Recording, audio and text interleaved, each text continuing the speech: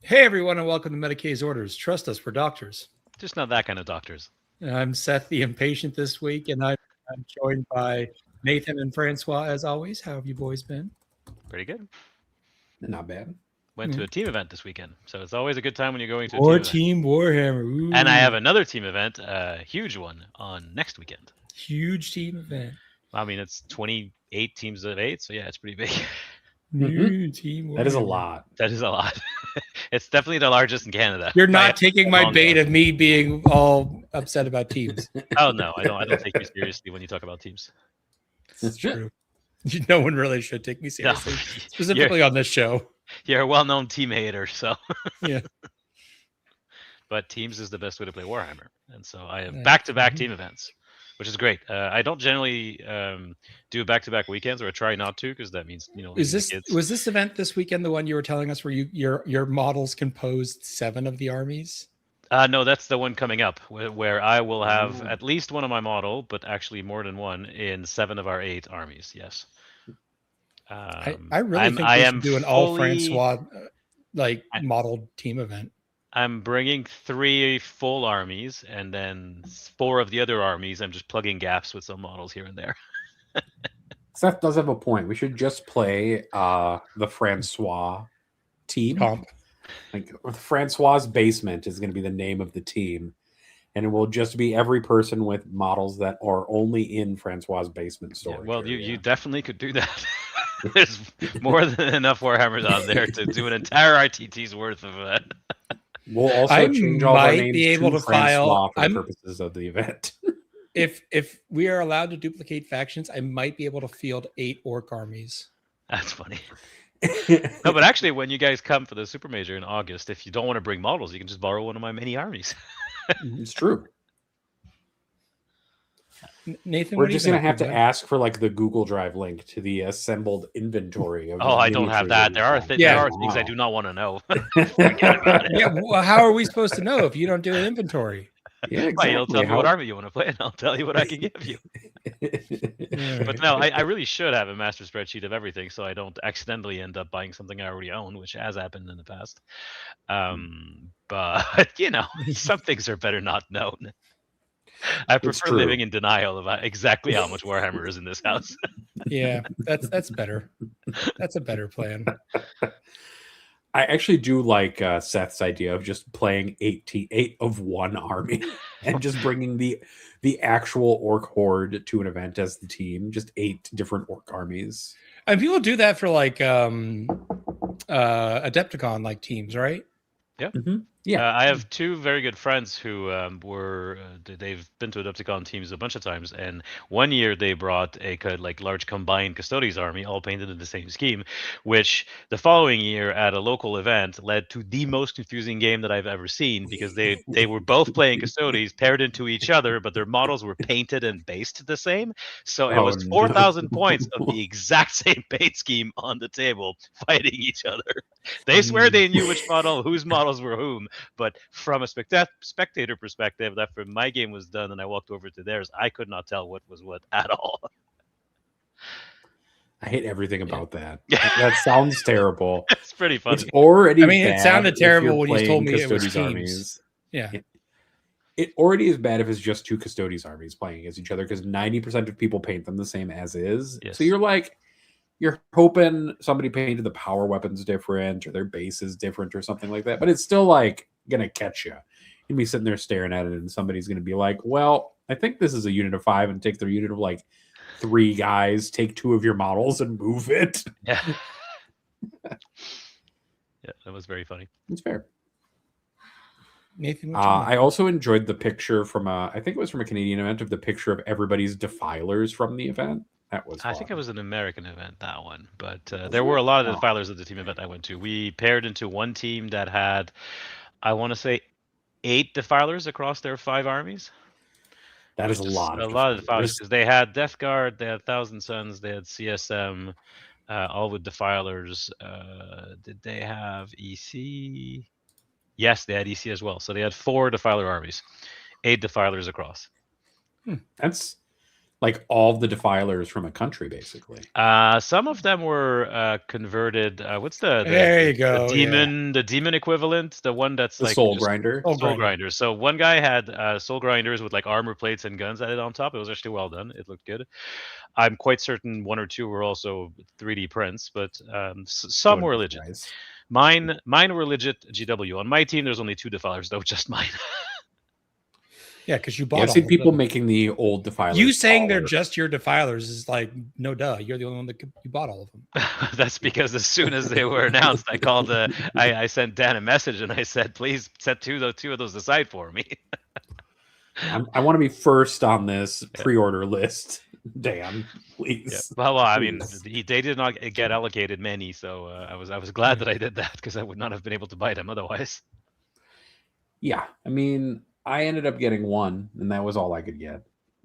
They went for pre-order for like 5 or 6 minutes early before the time they were supposed to. It was kind of wild, and they were sold out by the time pre-orders were supposed to go live. Like, Yeah, I have this pet theory that GW ran the numbers of expected demand based only on CSM and forgot that there were 4 other armies that would want them. probably Even the CSM, like, it's just, it just felt like it was underproduced. I think it's probably like they produced some and then they like immediately switched over to producing like 11th edition boxes and shit and all this Armageddon shit. Like they have crammed a lot of new model releases into basically the last like 4 or 5 months of this edition. Mm-hmm. True. Yeah, there's a ton going out. They only have like the 2 facilities essentially, I think, in the UK, and that's kind of it. Yeah, and I'm sure those are all like just cranking away on 11th edition shit at this point.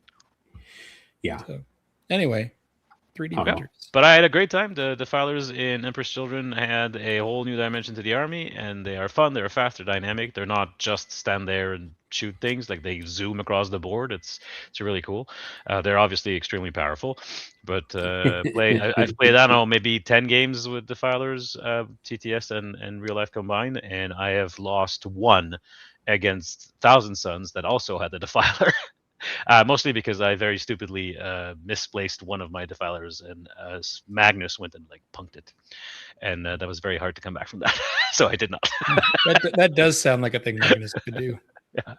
Yeah, not just Magnus. There's other stuff, but it just disappeared. They are not actually tanky at all, which is probably the saving grace of the Defiler meta. Is that unlike Catans, they actually do die. Though I did spend the entire weekend playing them as having 16 wounds, which the keen-eyed among you will know is wrong. They have 18. So I was shorting myself 2 wounds the entire time. You were just getting ready for you're pre-nerfing yourself. Well, it might explain why they died so quickly. Back when Leviathan Tyranids were the big bad broken thing in editions past, I won an entire event playing the toughness on warriors 1 lower than it was. Because I could not believe that it was that high. Like my brain just refused to acknowledge that it was that good. You were like, surely not. I mean, it's okay. Like at the end of the day, that Defiler was going to die, probably no matter what. Probably. And at least if I was going to cheat, I cheated myself and not my opponent. The most really Canadian of cheating. That's the most desired error, is the one where you only cheat yourself. Yeah, but I realized today when someone talked about how tanky 18 wounds was, and actually it was about the math on the Feel No Pain and the Thousand Suns one, and then I went, wait a minute. Oh yeah, the Thousand Suns one can get a Feel No Pain against mortal wounds, can't it? I think it gets just a 6-up all it is, which means a 6-up Feel No Pain. Damn, that's a lot better. Yeah, which means that it has functionally 21 wounds. It is a lot better when your tank suddenly has a Feel No Pain. Yeah. Please see the last summer's night meta. Yes. Yeah, but anyway, great team event. I guess I'll talk about it a little bit because it was a fun event and I really enjoyed it. So I'm going to give them some props there. It was the Bloodshed Bay team event in Trenton, Ontario, which is really cool location-wise because unlike the Toronto area team events, it was on the right side of Toronto, meaning that it was only 3 hours from me. Did not have to drive to Toronto and past Toronto to go to like Kitchener or something like we often do, which means that unlike the 6-hour drive that a team event like Stutter Snotling or Chimera it was only 3 hours for me. It's also on a military base, which is funny because there's like barbed wires and security fencing and military planes because Trenton is the Air Force base. Except to go into the base, you have to show ID, but it's just a guy in a booth, like 10 feet from you. You wave your driver's license at him, and he goes, "Good enough." You get to go in. I The swear, kind of security you want. there is absolutely no way that this man could tell anything. I could have probably waved a secondary card from my secondary deck of Warhammer cards and been waved in. Like it Francois, was you just look like that much of a nerd from afar. That guy was like, he's fine. He's gonna talk to me about some kind of like hyperfixation. It wasn't later. just me; it was all of us. We just got waved right in, and we were in the I don't know, junior officers mess or something. So, Did you know that you were in the capital of walleye fishing in Canada? oh, is it the capital of walleye Yeah. fishing in Canada? Yes, No, yes, I it did not is know a that. it is a hotspot for sport fishing. I'm sure. uh, I'm sure. It's in the lovely. Bay of Quinte. It's not. Quinte. Yes, it's not very large, and it is predominantly, I believe, a military town. But it was lovely. The event was great. It was on the smaller side. It does have the 13 National Air Force Museum of Canada. Well, that would make sense. Yes, there's a large Air Force base there. So 13 teams of 5 on the Home on to the on Trenton smaller Golden side. Hawks, a junior hockey team. Okay. I'm gonna hurt you with history. That's You not can't really history. say that. It's geography. It's what you're That's doing. not history. That's just I'm throwing city facts out like a tour guide.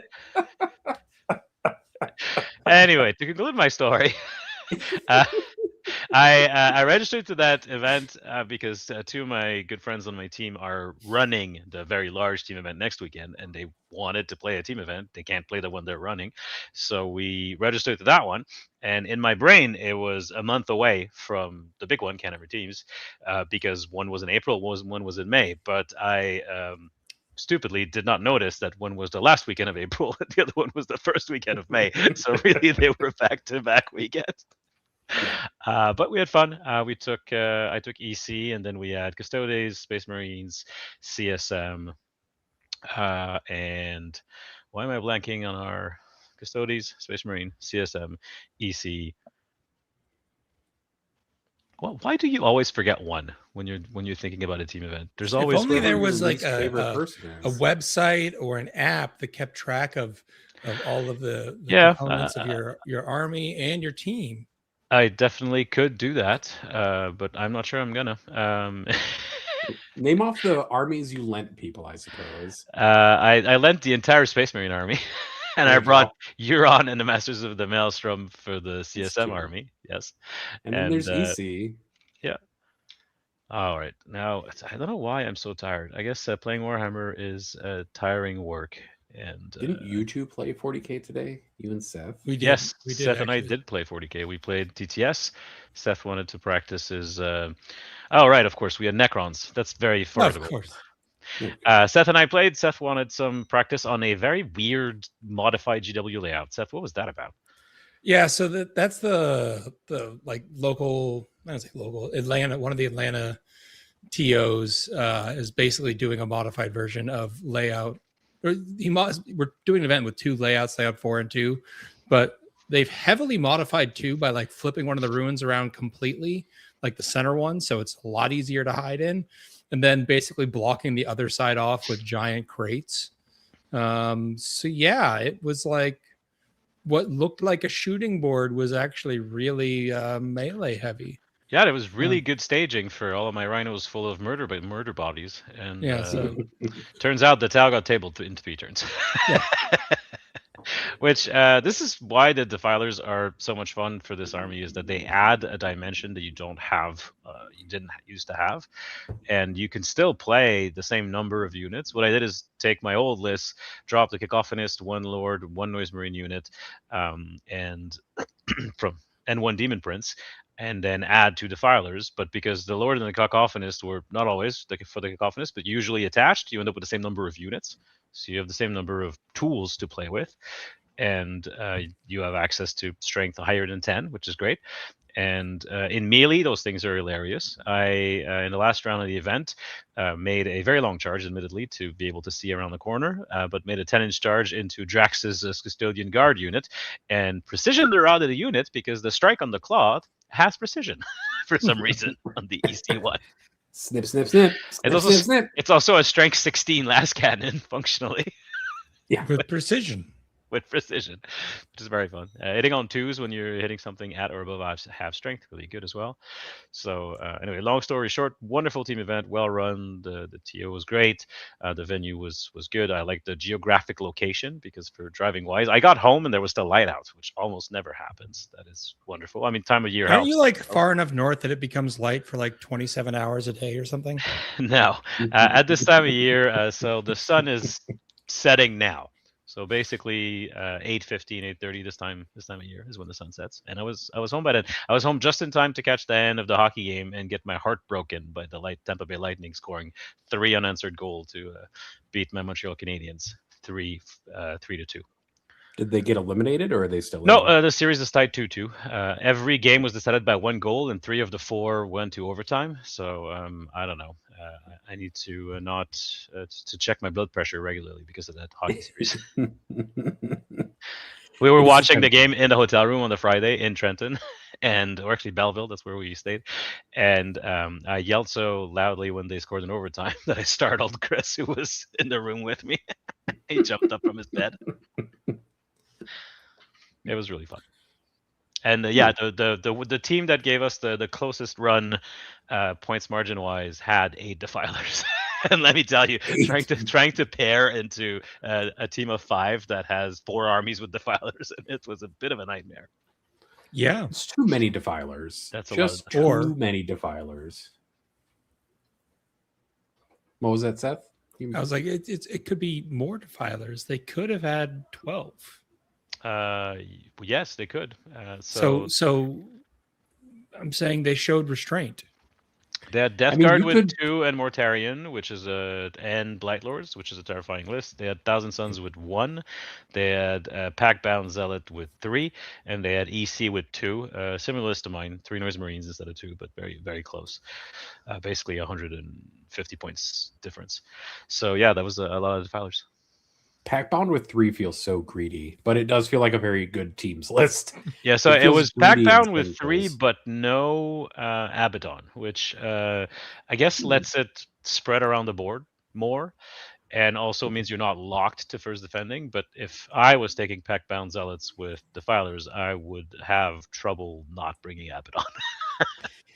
Yeah, I can see not taking like the Hellbrute or something like that. You're like, we don't need the Hellbrute. He's 130 points and doesn't do anything in particular.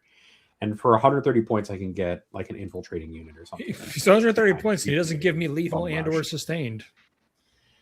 Well, he doesn't do anything except that. Well, also, because your Defilers go through walls and he doesn't, and they're much faster than he is, sometimes it's very limiting because you're kind of leashed to your little castle. At least Abaddon can go through walls and can advance with his Chosen. Usually you put him with Chosen and then still do things. And is incredibly dangerous in melee combat. Yeah, correct. And if someone decides to come close because you have that Nurgle strat, so they come in 18 and then Abaddon goes and says hello. That list is very rude.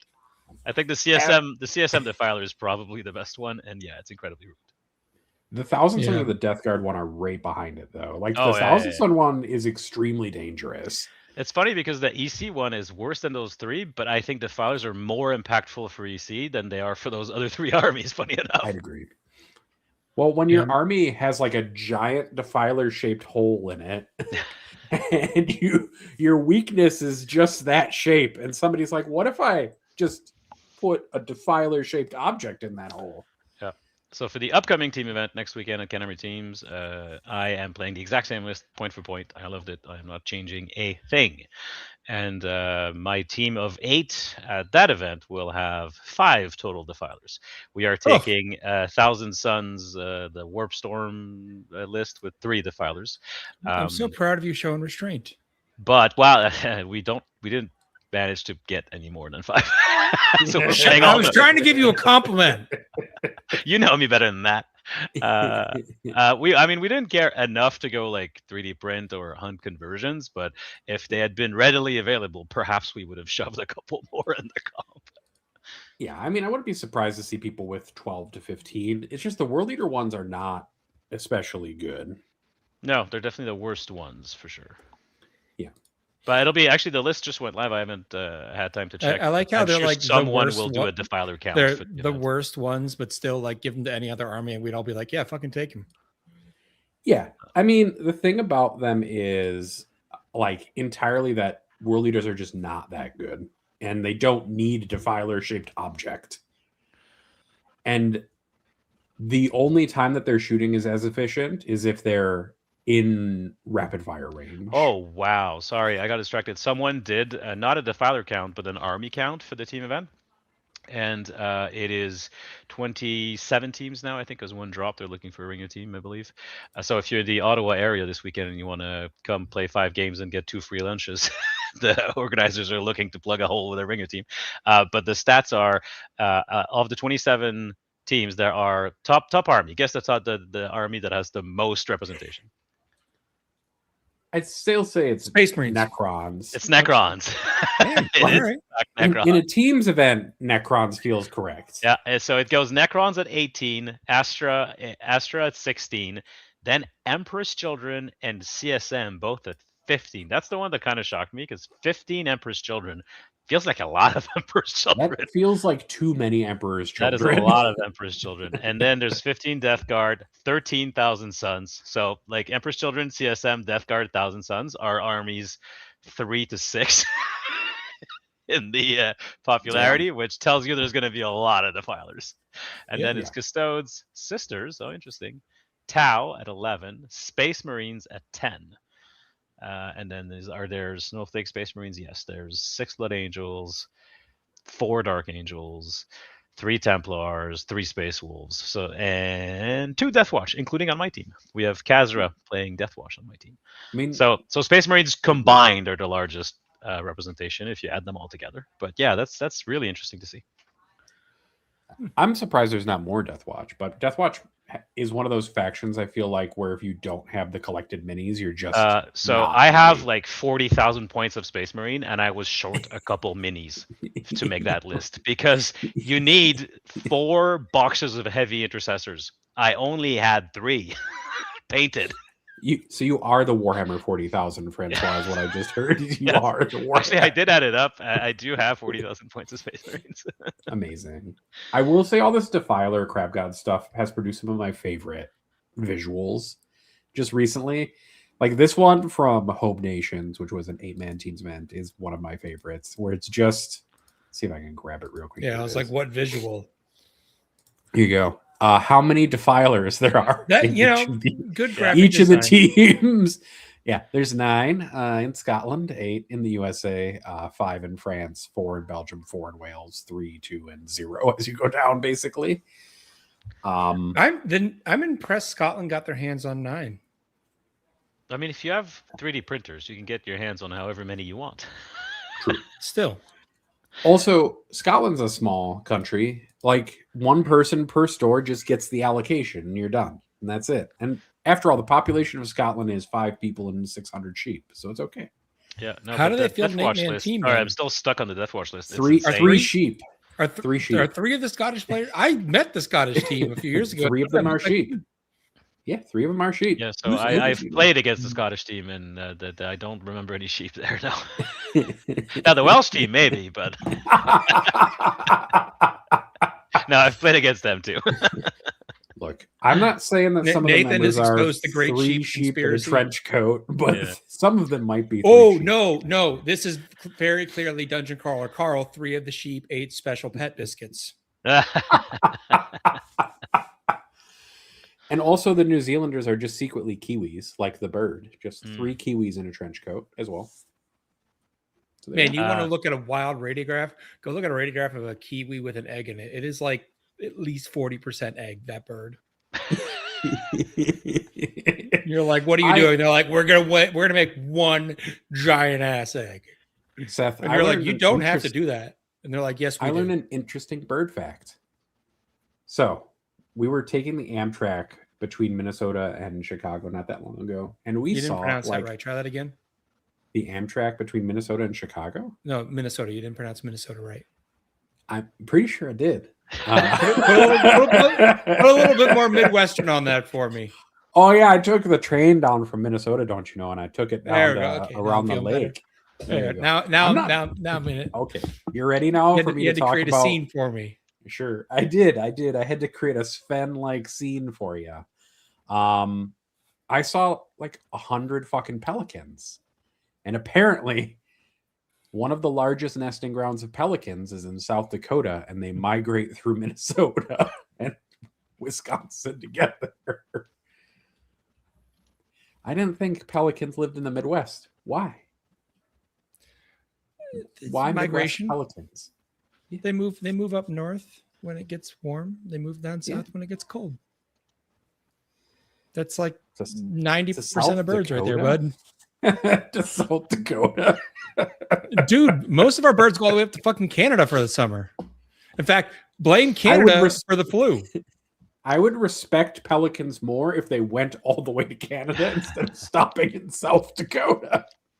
Look, they're big and they're not very aerodynamic. So they're like, we got too much drag, burning too many calories. This is good enough. Good enough. They are the funniest bird of trying to eat anything that gets near them to see if it will fit. They are. That's the bird fact I have, though, for the moment. That's all I Thank you got. for the bird fact, Nathan. You're welcome. What have you been up to? I've We asked got like 3 times now. Geography facts, bird facts. We're really getting away from the history facts this episode. I'm waiting until Seth forgets about it to just sneak one in. Fair. All right. What have you been up to? I've asked you like 3 times. I'm working on it. I've been working mostly. I was at that wound healing conference in Charlotte. And then I've been working on this army of Black Legionnaires. So I've started to get the army actually painted out, which is nice. I've decided to paint them.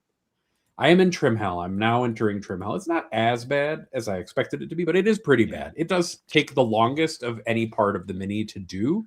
But if you thin your gold paint well, it flows really nicely and will cover the surface pretty well. So it'll just kind of go on. Use the side of the brush and pee. Yeah. And I can always go back and clean up. So I've done my black based out in a purple black. So they look a little bit different. And then I layer that up to a gray and then up to a higher gray, basically, like do a mid-tone and then a gray. So they are a little gray right now until they get black washed later.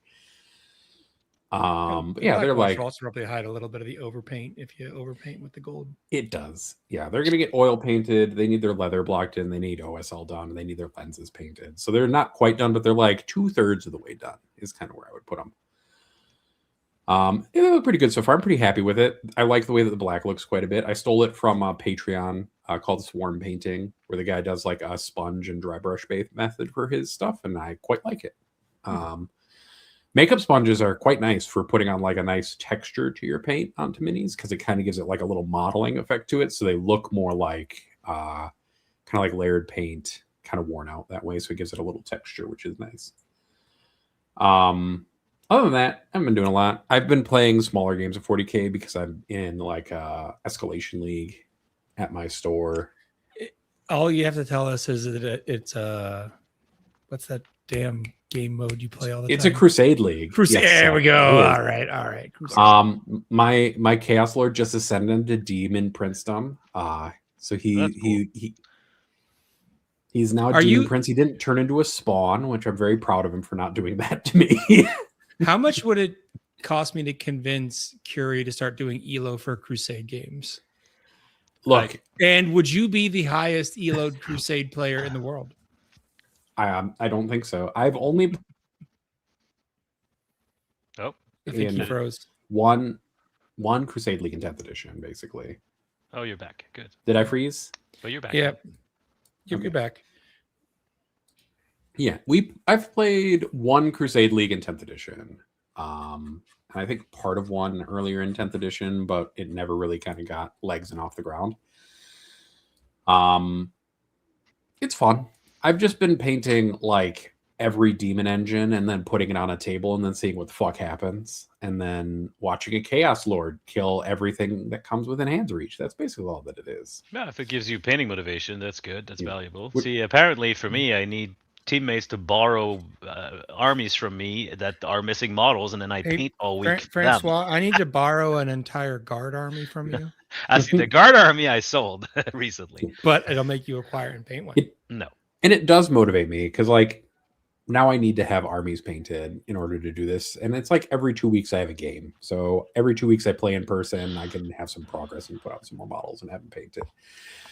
We are doing an RTT like the first week of May, but we're all borrowing armies from a friend of ours who's moving That's out right, of town because you said you were trying to get him to best paint. to stack the vote for best painted. Other than that, I've been reading 2 history books. One of the books is titled Potato, and it is a history of the potato. Yeah, you've been reading that one for a minute. It's a long book. It is mostly about colonialism. That's mostly what the book is about. Through the vehicle of the potato. That's what Through a the lot of vehicle of history the is potato. about. Yeah. And then the other one is the English table. So it's about like the UK food traditions over time, starting in like pre-Roman conquest, settlement, all the way through modern times, essentially. And right now in that book, I'm in like Tudor era England at the moment for that one. Yeah, the history of like those kinds of crops is always fascinating. My one of my favorite things is when I teach the intro to the 20th century world to my students, and I get to like the second half of the 20th century, and we get to the Vietnam War, so we have to get to the French Indochina War first, and then they are all very surprised to learn that the French were in Indochina in part because rubber, before it was synthetic, grew on trees, and so you had rubber plantations, and the Michelin Tire Company was a big part of the reason why the French took over Indochina.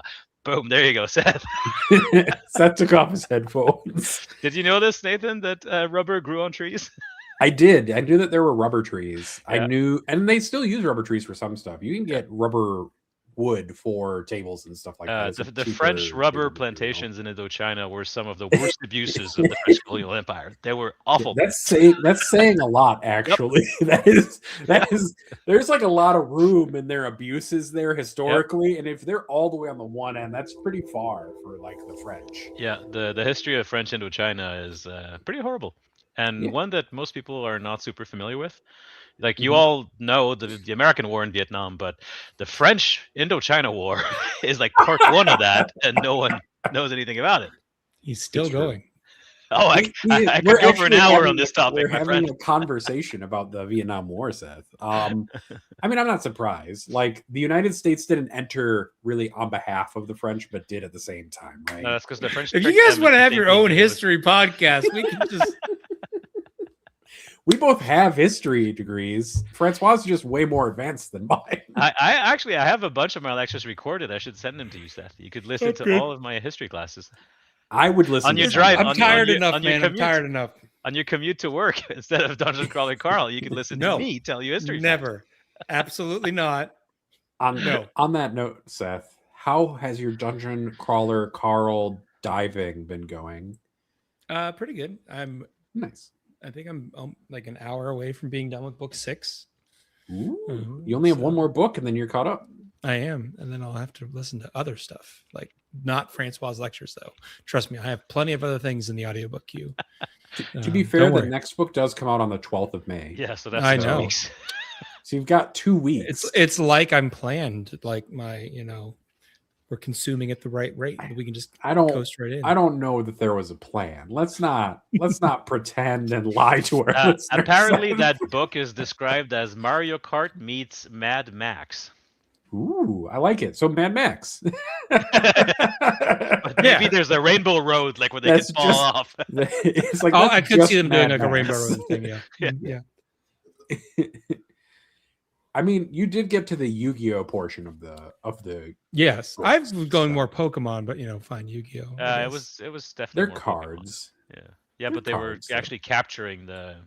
Yeah, by sticking flags in their head. Yes.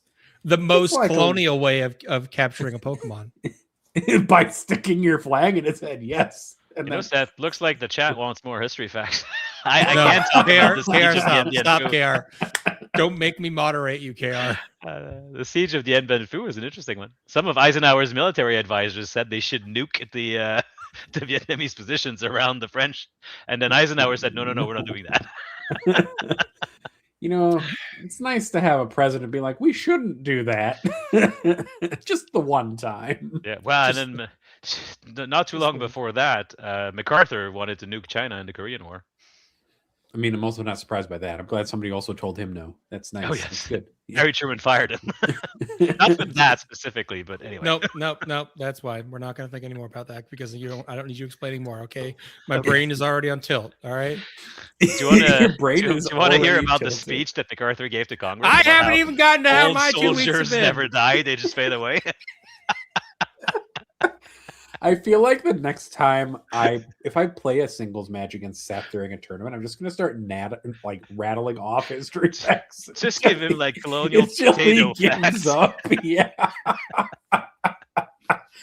We're just because you can't psychologically damage me with the same stuff you damage Francois with. It won't work on me.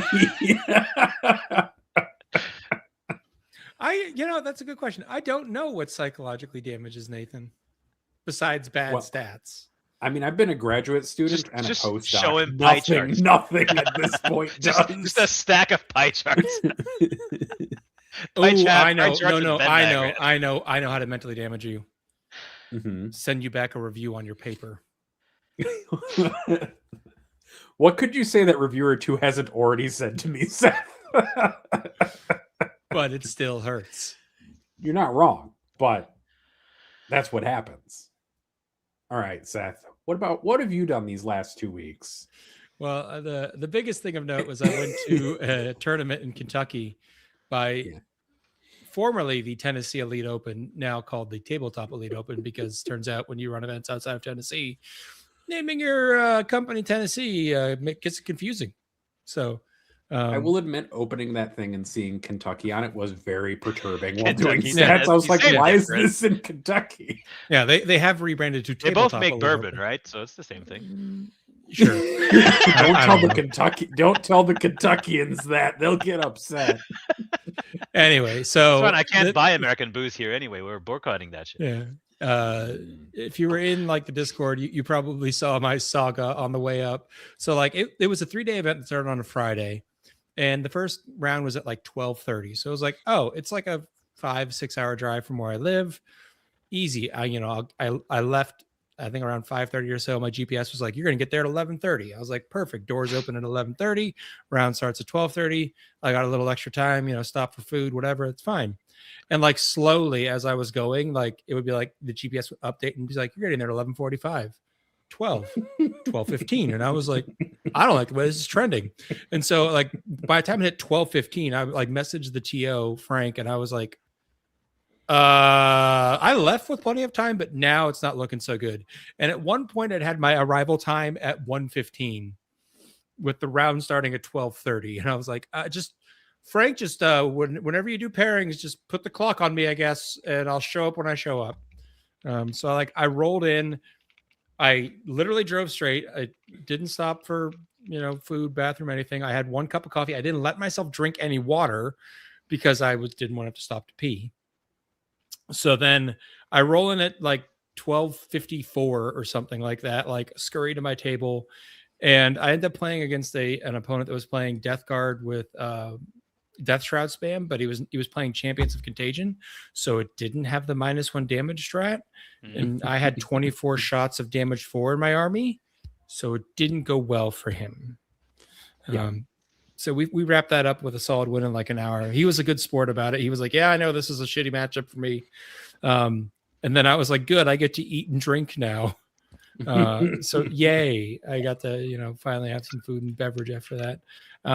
I sent you guys some pictures. This is the first time I've been to this TO's events. He runs a bunch in the Tennessee area, obviously by the name.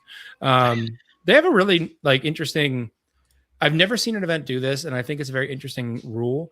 They provide 50 black dice and 50 gold dice at every table, and you are required to use their dice and their dice only. So there is no potential dice shenaniganry. Not that I think that's very common, but they had like, dice boxes for each side. They had, little deployment templates. They had the objective markers, which are now going away. RIP, circular objectives, my boys. They had branded. Everything was branded. They had a really neat setup. So they had a bunch of vendors there. They had some, decent food and drink. They were fairly cheap. I think I could get like 2 hot dogs and a Coke for $9 at the venue. That's not bad. That's Yeah, pretty so good. That's pretty good like, tournament prices. Yeah, I was happy with that. So yeah, The tournament I'm going to next weekend is fully catered. There's a really nice buffet. Importantly, the TO Frank, who is Italian, has a strong hatred of the French. So that came up a lot of times. Like every time he was doing a speech, for some reason, his hatred of the French came up. I don't know why, but if you're French, don't go to his event. That's about the only limit. Otherwise, everyone else go to his events. You'll have a great time. Unless you're French, then not so much. What about French Canadian? Do you think he'll make it? He'll be okay. I think he'll be okay. I think he might have a moment looking at Francois' name, though. Yeah. Who's this fucking Francois Lalonde? Yeah, that wait a is minute. the most French name ever. You have to put like the maple leaf next to your name to be like Canadian. Just so Canadian people French. know. Yeah. I have been confused for a non-French speaker a couple of times, which is always baffling, including once at the French Foreign Ministry archives, where I hand my Massachusetts driver's license to the guard to walk into the building, and he looks at it and goes, you speak really good French for an American. Fuck. You do. Damn. Which I thought was wounded. incredibly insulting. For multiple reasons. You do speak good French for an American if you were American. I did have a Massachusetts driver's license, so it's understandable. But Francois Lalonde is a pretty French name. Yeah. Are you saying that we don't have French people immigrate to the U.S.? You certainly do. They probably dropped the cédille under the seat to make their life easier, though. It's fine. Maybe. I got called Francois Lalonde a lot when I lived in Boston. That's all I'm saying. Yeah, Frank. It's Francoisi over here. Good old Frank. Well, I'm fairly certain Frank is not the Italian TEOTO's real, pronunciation of his name. Sorry, TEOTO does not roll off the tongue. That kept tripping me. No. I was like, wait a minute, I'm repeating myself. No, you're not. The acronym and then the title. Anyway, but yeah, it was a good time. I got like really headachy because as everyone saw, I had my nice fake mustache again, and I brought my glasses because I was an intellectual, and I was really headachy after the first day, and I was like, it's because I didn't drink any water until 3. Were you wearing prescription glasses without needing a prescription? No, they weren't. They weren't prescription. Okay. So I figured it was dehydration. So that night I got in, got some Gatorade, got some food. Next morning was feeling good. Got a headache again. And then, so I'm like, and like at one point I'm like wandering around, like I can't wear these glasses anymore. And then Francois, you had the good suggestion of take the lenses out. You don't need them. Pop them out. I was like, beautiful idea. Pop them out. And like the next round I put just the empty frames back on, and like headaches coming back. And I was like, I guess it's not the glasses. And then I was in a booth where they had like a bunch of models, and I was just looking around, and like it was a little dark in this corner. It wasn't great light. And I was like, kind of like leaning in, squinting. And then I was like, man, let me just get these out of my way. And like took them off. And then I was like, all the muscles in my face just relaxed. And I was like, oh, the frames are squeezing my face. That's why I have a headache. So after the second day, the glasses were retired. That makes sense. See, I'm not surprised by this. I would have first thought it was the glasses, but since you don't have hair, I didn't figure you could have a headache from having your hair pulled back the whole time. Well, but now the frame squeezing your noodle makes sense. That was that. But I got to play a game on stream against Scott Ketchum in round 3. I don't know if you've heard of Scott from Sister Act. He's a very lovely man.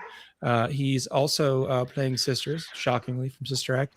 And importantly, because of the mustache glasses combo, I looked very much like Dr. Robotnik. Yes. And Scott is a very fit young man. So I just called him Sonic the whole game.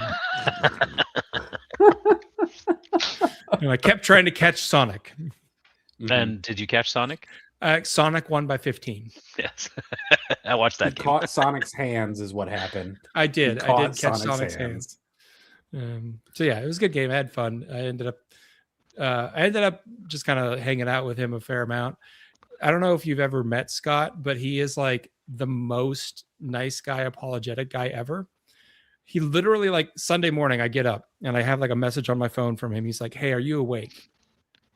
And I was like, "Yeah." And he calls me. It's like 7 a.m. on Sunday. I haven't even like had coffee, got out of bed, whatever. He's like, "Hey, I went back and watched the stream last night and I fired my hunter killer missile twice from my rhino at you.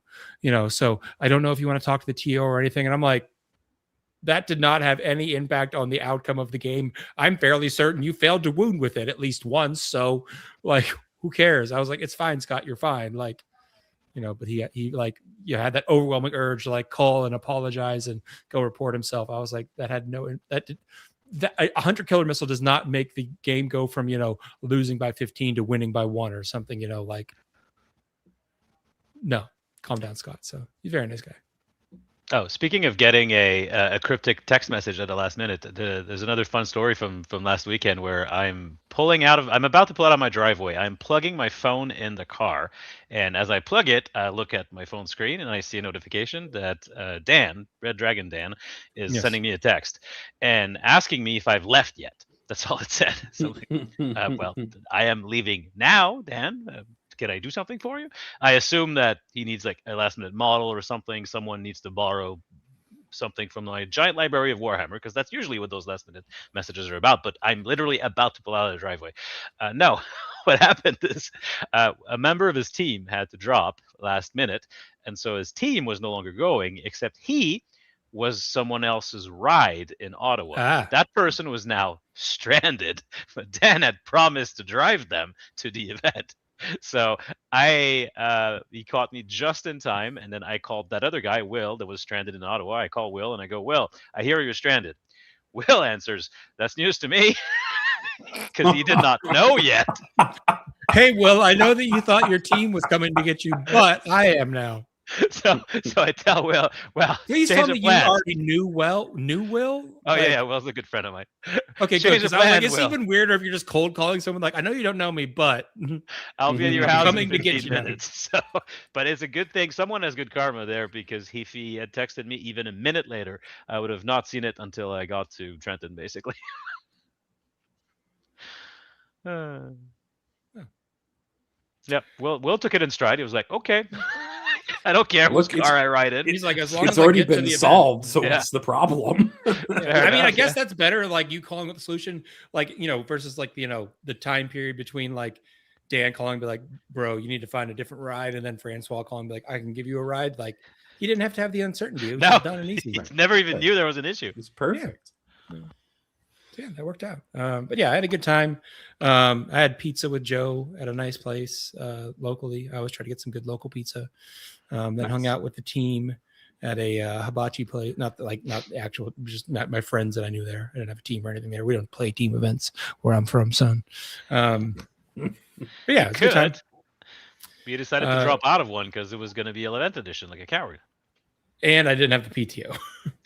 I was like, I think it's more the second one of those two things. It was the I only have an hour of PTO after going to this event, and I'm gonna go to another event where I need a Friday off, so that's gonna eat up. I'm not gonna have enough PTO for a couple days off to go to ATC. I'm like, all right. I'm not sad because it's probably going to be 11th edition, and my brain is not ready to absorb that fast. We have to be ready for August, though, Seth, because we'll be in Ottawa. Ooh. Fun story. What has been the worst release of an edition that you've taken place in or participated in? Worst release? In what way? Like, just you personal experience of like getting the book, learning it. What has been the worst version for you? Well, I mean, my worst experience with a new edition has to be my first time at WTC in the very first 10th edition WTC, where the Wraith Knight and GSC meta were just crushing everybody. So that was not particularly fun as far as metas go. The event was fun. Not getting overwatched to death by a Wraith Knight with overspilling death wounds. I think 10th had the most dramatically like weird offsetting balance situation, but the rules weren't hard. It was more that all of a sudden you were just getting, like Francois said, murdered from across the table in every single phase by a Wraith Knight. Ninth was also kind of awkward, but I don't remember anything really bad about it at the same time. Well, it would just be 10th. I've only had 8th to 9th and 9th to 10th, and now 10th to 11th is my edition transitions. I feel like I should have told my story first so you could get the vibe of what I was going for here. Okay. Let me take you back to 2012 with the release of 6th edition. Okay. I am but a young veterinarian working and living in Baltimore. And my apartment is like in a corporate apartment complex, like it's well managed, but whatever the power lines in the area to feed said apartment complex were perhaps the most fragile power lines that I have ever lived under. A stiff breeze would knock the power out for several hours. A thunderstorm, you don't get that power for a day. And I'm in the city of Baltimore, like not out in the sticks, in like in the fucking city. So I'm like, what the hell? Like, all right, so Friday night before the release of 6th edition, the release is coming out Saturday, there's a thunderstorm. I lose power. But I get home late enough that the power is already out. And I'm like, it'll be back on in a bit. I don't get power at all that night. So I don't get a shower. So I get up early. I work like a half day in the clinic on Saturdays back then. So I got up, and fortunately the clinic had a shower. And I was like, well, I'm going to go to work early so I can get a shower and have a cup of coffee. So I go to work early. I'm assuming by the time I get home, I'm going to have power. And it's Baltimore in June. It's not stupid hot, but it's definitely muggy in my apartment. And because it's Baltimore, the windows are not exactly what you would call easy to open because of security features. So there's not really a breeze in my apartment. So I'm like, man, I'm just going to go down to the GW store because I text them and they have power. And so I basically go down to the store having not slept well and worked half a day and feeling, very hot, and just sit in the store and like act like I'm reading my 6th edition, like how to play book, but really just like I'm half asleep in the corner because I didn't sleep well because it was stupid hot in my apartment and you guys have AC. So yes, and then eventually I got to learn 6th edition, and then I hadn't played since 3rd, so that was a big jump. Damn. Yeah, I played 2nd, 3rd, then took a break till 8th, so I have no idea what 6 was like. I played in that I owned codexes, and like my friends in high school and I would like make lists and look at them together, and I bought some minis, but I had that was when you could make Termagants have like 50 different upgrades on them. You're like, what if I gave them toxin sacs and extended carapace and adrenal glands, and now each Termagant costs 30 points a model? Francois, did you just see what KR said? Imagine WTC with list checking and no BCP. Yeah. So no uniform submission on a new edition. No, it would be bad. That would be bad. Yeah. No, I'm glad where we're at. Speaking of new edition, and I know you agree with me, Seth, because that's what your name says, Seth the Impatient. I just want to know when it comes out. Do you think when they do the box preview on May 1st, they're also going to give us a release date? I'm not convinced the box preview is going to show us the entire damn box at this rate. Not. They're going to give us the 3-week window. I actually think they'll just give us a date for pre-order window, because last edition they gave us 3 weeks to pre-order their Leviathan boxes or whatever it was. Well, here's what I need to know, and I think it's kind of malpractice of them not to have let us know. I need to know if the Edmonton GW Open is going to be 10th or 11th, and we are less than 2 months away now, and we do not know, and it's a big deal, because personally, I have zero interest in playing 10th edition in June. So if it's 10th edition, I'm not going, which means I haven't bought my plane ticket or my hotel room yet. If it's 11th edition, I want to go because that's new and exciting, and I want to learn the new edition as quickly as I can for WTC. On the flip side, I was talking to someone this weekend who feels the opposite. They don't want to play a new edition on release weekend because it's going to be complete chaos. I personally think that's fun, but not everybody does. And so they're also waiting to buy their plane ticket and their hotel to see if it's 10th or 11th edition, meaning there's a lot of us if you do, damned if you don't. Yep. And at this point, especially with the rising cost of jet fuel, if the plane ticket becomes ridiculously expensive because I had to wait too long because I did not know which edition it was going to be, that I'm just not going to go no matter what. Yeah. And I think I mean, it's yeah, like a little, I don't know, at the very least annoying, if not maybe a stronger word might be more appropriate. But GW not telling us less than 2 months to the day feels terrible. It feels like I mean- we'll know more this week. This week on Friday is what it feels okay, like. so rewind with me. We were all here for the release of 10th, right? Yeah. We all were in the game.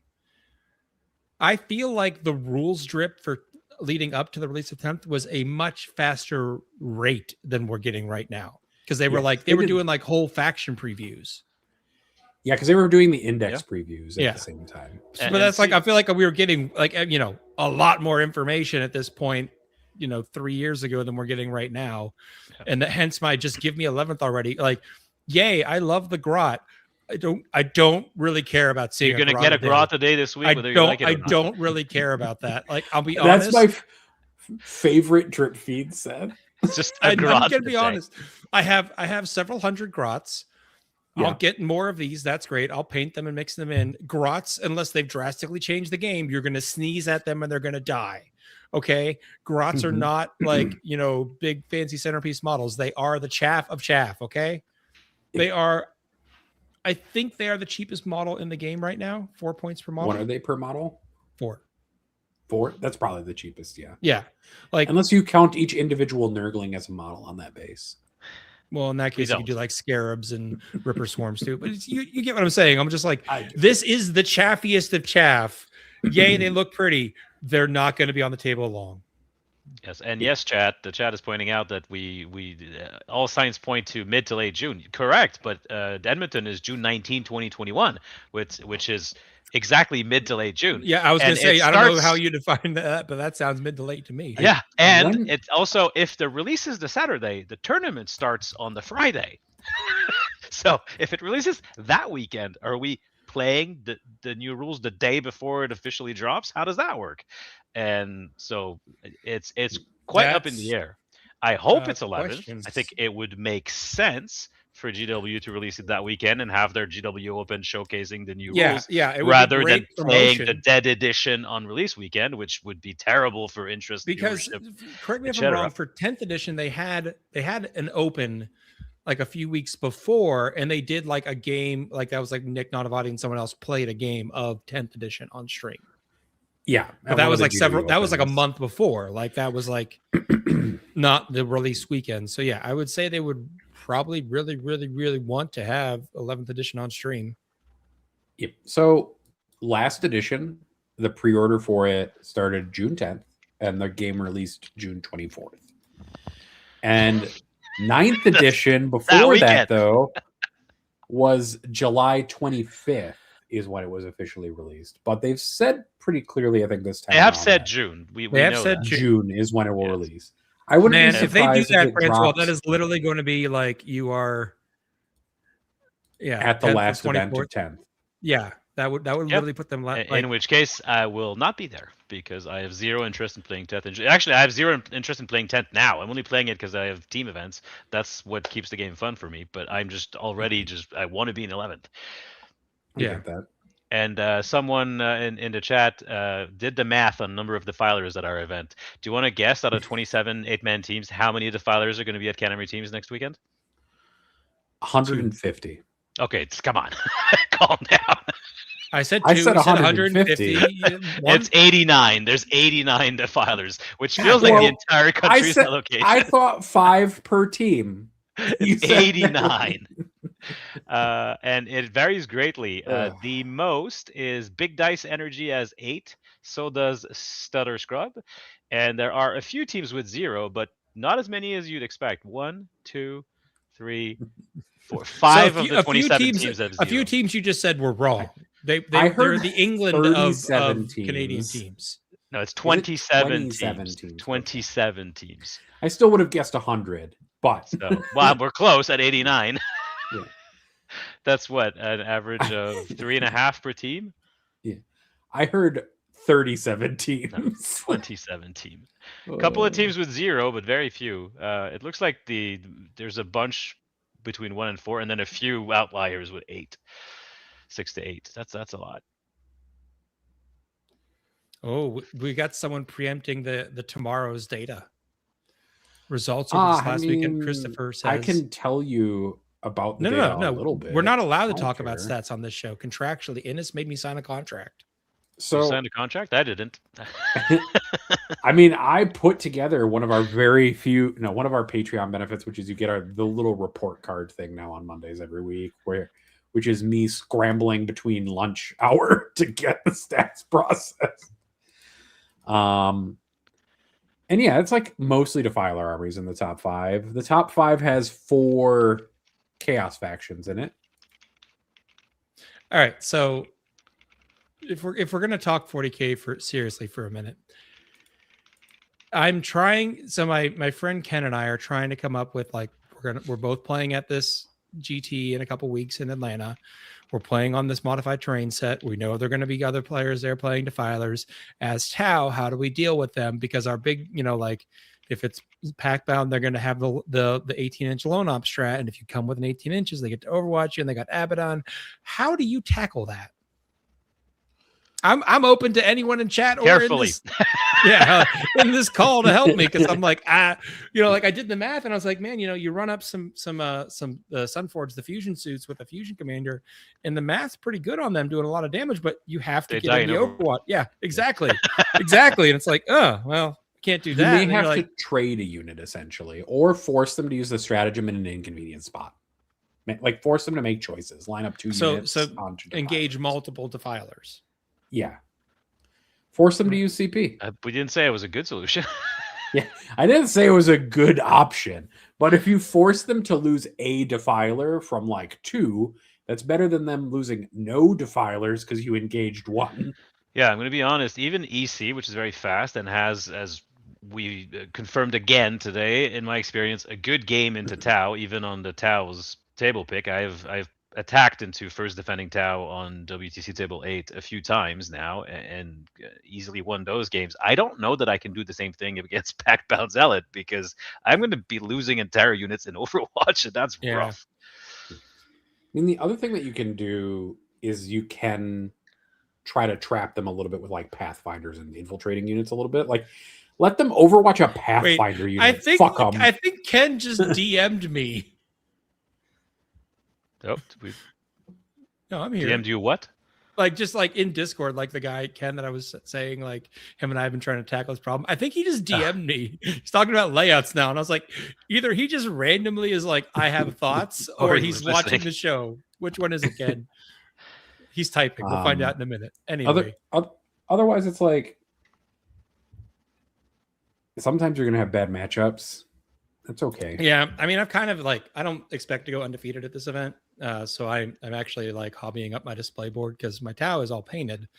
And I have an old display board for them, but I was like, I'm going to do a new display board so I can try to shoot for overall. We'll see. I think that's a path. Your army does look nice. It does look, yes, it does look nice. And there's definitely going to be guys I know, because I know that all the Atlanta guys, there are going to be some guys that are better painters than me there. I just think I can perform better. Well, I have a good friend who once won best overall because he was the only one in the top to bring a display board. He had one in his car. No one else had brought a display board, so he won best overall because of the display board. Francois, I have important anti-Canadian news. Okay. Oh.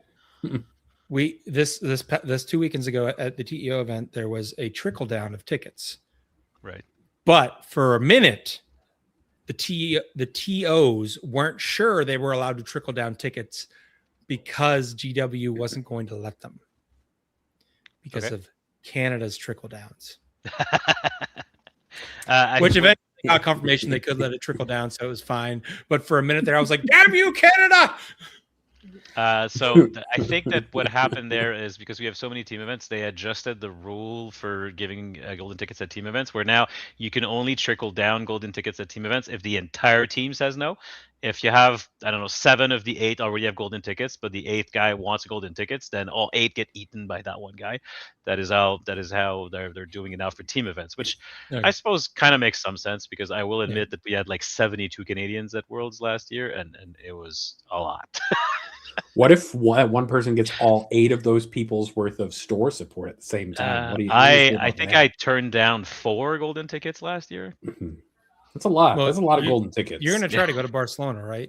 It's going to be schedule-wise a nightmare, because it would mean canceling the entire last week of the semester. So, That's what TAs are for. yeah, pre-record some shit. I don't know. We'll think about it. Francois, I'm coming up to see you this summer. Therefore, you can go see me in Barcelona if I can get a ticket. Me and Seth will both help you grade those papers. We'll grade them. You. Oh, Seth's gonna grade history papers? Yeah, Hell yeah. I didn't say you do a if good it gets job, you to Barcelona, They're all either gonna get A's or zeros. the episode before Barcelona will be all papers? 3 of us grading Francois students' papers. no, what it's going to be is me asking Francois about the subject to understand the subject, so if I can grade this properly. Mhm. That's Yeah. what it's going to be. And then That's it's going to fair. turn into a Let's whole do it. history lecture. I suddenly am not supporting this plan. Well, you have heard me complain about some of my students' papers before, so to be clear, some of them are very good, some of them are very bad. And I I'm only just hoping- generally bring up the very bad ones, because they're the ones that stand out. That was the other thing I wanted to throw out the chat tonight. So I was talking to you about it today. I was trying to figure out my flight to Ottawa this summer, because we're all going up to see Francois and hopefully catch some Canadian trickle downs at the Red Dragon event at the end of August. And I was like, I was looking at flights earlier in the week, and there were no direct flights from Atlanta to Ottawa, so connecting. And I normally fly Delta, and Delta doesn't fly to Ottawa, so I was gonna have to go with other airlines, which is fine. But I distinctly remember someone had an issue with an airline. And I was talking to Francois. I was like, no, it's me. I was like, well, it must be Curate. And I'm looking at these flights, and they're all $500-$600, and then there's United. It's like $300, and I was like, that's suspicious. So I messaged Curie, and I was like, hey, I remember someone having an issue with a flight, with an airline in Canada. Which was it? And immediately Curie goes, United. It was me. But it was Porter. Okay. So I'm accruing a list from y'all, including chat, of don't pick this airline. I'm pretty sure if you did that, you would end up having someone having a bad experience with most, if not all, airlines. Yeah, but then I can say this is the one with the least bad experiences. I'm going to be taking Porter personally again, even though they canceled my flight at midnight, the day before I was supposed to leave, which caused a whole number of issues. Because I was flying up to Ottawa to play in a GT with Eldar in their unnerved state at one point to try to collect a golden ticket. And instead, I had my flight canceled at midnight the day before because somebody sabotaged a Porter airplane. But I'm going to fly Convenient Porter. timing. We immediately have KR saying, be careful. Airlines are canceling flights left and right because of fuel costs. Yeah. Actually, I'm not really worried, but I have my plane ticket booked for WTC, and I keep seeing headlines about jet fuel shortages in Europe, and I'm like, oh, wait a minute. Seth, do you want to drive? Do you want to fly up to Chicago and then drive up to Ottawa? How far is that? It's not close. It's not. It's not as bad Isn't as it 8 hours? 10 hours?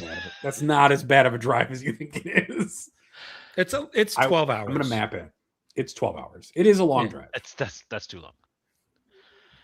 It's almost 800 miles. I mean, we could also meet in Detroit, to be fair, and cut a third of that off. Over a third of it off. I think I'm better off just flying.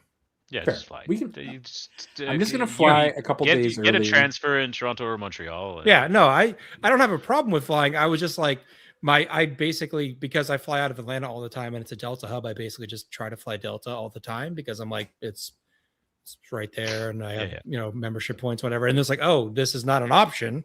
Okay, I guess I have to look at other airlines. And it was like, I don't really remember what other airlines I did and didn't like because I've basically been flying Delta now for well over a decade. Delta's Well, like Air Canada, when I flew though. to Atlanta for WCW, I did Air Canada, and it was fine. Okay. Yeah. The challenge with KR me for says- Air Canada is that it's $800 to get their direct flights round trip from Chicago, which is just way too much Oh money. yeah, no, that's ridiculous. Don't Well, do that. Whereas Porter's like $500. It's like a 2.5 hour flight, and they charge $800 for Which, it. It's yeah, that's crazy. strange because I was looking at Edmonton price tickets again today to see if they were spiking up, and they are getting a little bit more expensive, but they're still like $450 Canadian for the return Ottawa to Edmonton, which is a 4.5 hour flight. I think it's just that the United States to Canada part is kind of getting expensive, but also jet fuel costs have gone up quite substantially. I was glad I booked my WTC ticket early because I got a pretty decent price. So Chicago's taxes are also wait, bad. no. Now I'm like, wait a minute. Jet fuel prices going up. Should I wait? Do I gamble and wait to buy a ticket to Canada? Well, it's or- either the blockade ends in the strait, Yeah, it's in the strait, and then jet fuel starts flowing again because petrol starts flowing again. yeah, but And it's not going to be everybody's not instantaneous fighting anyway. about it, Yeah. but it's not going to be instantaneous.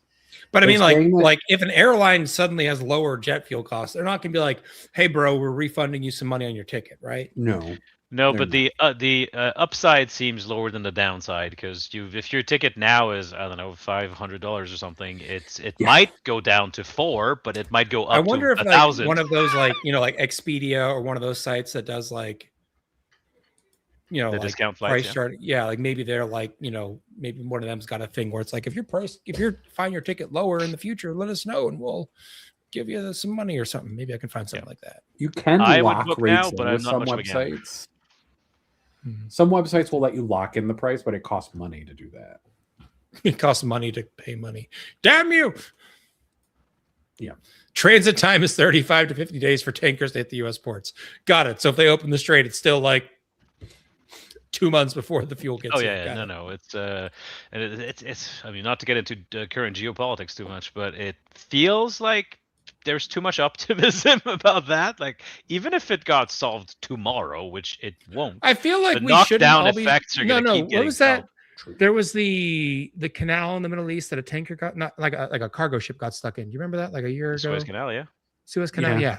Yeah. Like, haven't we fucking learned? Wait a minute. We just No, had this we happen. never learn. Yeah. The truth is, oil is heavy and hard to fly. Well, no, like So you- I know you that, sent but just like tankers of my it. point is like that like threw off like global logistics for months because it was like Yes, a lot it of shit. did. And it's like, yeah, and we knew like even once we fix it, it was gonna take a while. So, Yeah, I mean, anyway. they have fuel shortages in Asia right now, and it's not about to get any better. Yep. Yeah, my Well, then my they plane shut tickets are down going to the cost port somewhere in between Baltimore when that bridge collapsed, and that fucked up a bunch of automakers because that was one of the primary ports that European cars were delivered to. Yeah, just in time sort of manufacturing means that as soon as something breaks somewhere, the knockdown effects are huge immediately. And I don't know, 20% of the world's oil is a lot. So I'm beginning to see why aliens show up and just take all the natural resources with their magical space beams. Yeah. That is exactly what happens. I don't know. I'm going to see what prices look like because right now they're between $500 and $750 basically to fly Yeah. up to Ottawa. Mostly, I'm Well, just planning on crashing on Francois' couch. Yeah, at least you don't Yeah. have a hotel cost because you That's can both true. stay at my house. Yay! I Means did. we're just going to play 11th edition games. That's what we should do. We'll just One play of them you at gets the Francois' guest house. bed, and one of you gets the couch, unless you want to cuddle. If you Whoever do, has that's the okay. better record gets the bed. Whoever has This the is a- what? better The better record. record. Oh. We'll battle for the bed. Battle for the bed is what we're going to call the RTT me and Seth will play before. On the Thursday night after you fly in, you play a game of Warhammer, and the winner gets the bed. Exactly. I don't mind sleeping on couches, depending on how tired I am. I would be like, I concede. Well, I've never slept I'm on going it, to but bed. I am told that the couch in my basement is very comfortable because a lot of people have slept on it. This upcoming weekend, 2 people are staying in my basement again. I'll be real. As long as you don't say futon, I'll probably be fine. No, it's a couch. Futon, I Futon? think, is French for go get a fucking hotel. Yeah, it's a regular couch, and if you remove the back cushion, it's actually fairly wide. If someone tells you they have a futon, that is them politely telling you go stay somewhere else. We have an air mattress that has a like a back to it, like a backboard, a headboard, and then we have a couch for people who stay here. But You're in our living room. You don't have much choice when you come visit us. You don't have a basement in your apartment? I live in an apartment. I know. He does. It's just called his downstairs neighbor. No, the basement is actually just laundry and storage here. No, well, there you go. Well, and like our fucking utility shit. All right. It feels like now that we're talking about air mattresses and futons, we may have run out of things to talk about. No, we just ran out of 40K things to talk about. That's more true. Because I got broken today prior to our game, Francois, because the voice acting for Dungeon Crawler Carl is fucking insane. So I'm not, I guess spoilers if you're trying to get through the book series and haven't. So I'm towards like the end of the climactic battle in the end of the 6th book, which is basically involving a demon trying to teleport back to the game's version of hell. And in order to have enough souls to do that, they need to spawn a bunch of crabs. And the only way to spawn a bunch of crabs is the lone surviving crab has to masturbate into the ocean. A lot.